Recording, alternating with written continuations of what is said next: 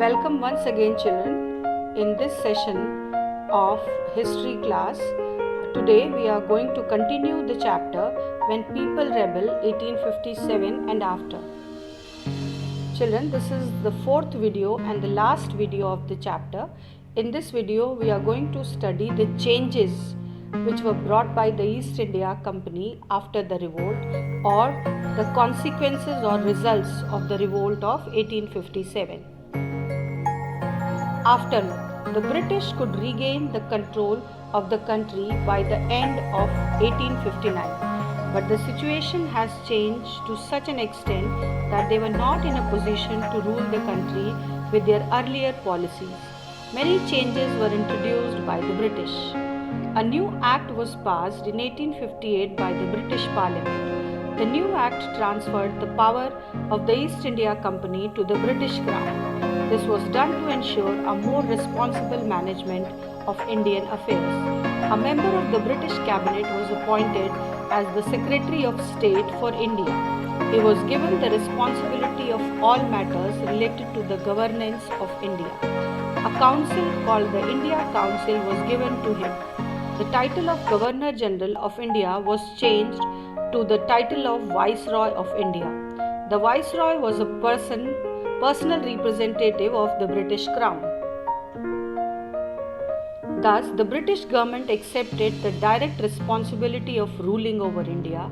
All ruling chiefs of the country were assured that their territory would never be annexed in future.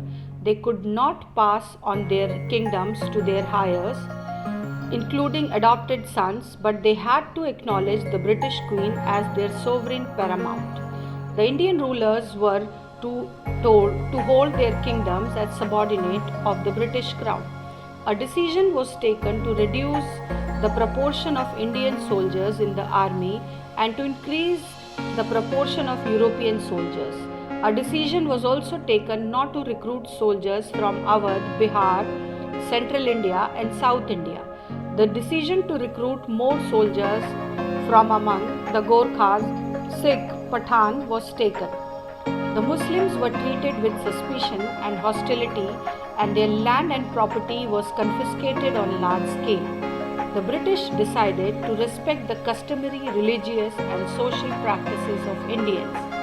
Policies were made to protect the landlords and zamindars and given them security of rights over their lands. Now children, in this map, clearly you can see the main centers of the revolt. The red color triangle is showing the main centers of the revolt, and the black color triangle is showing the other centers of the revolt.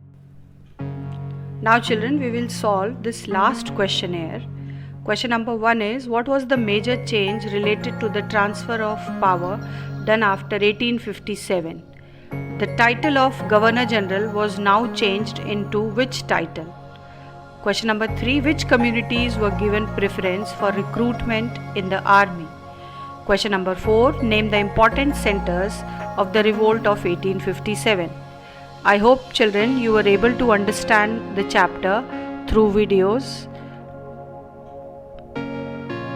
Thank you very much children.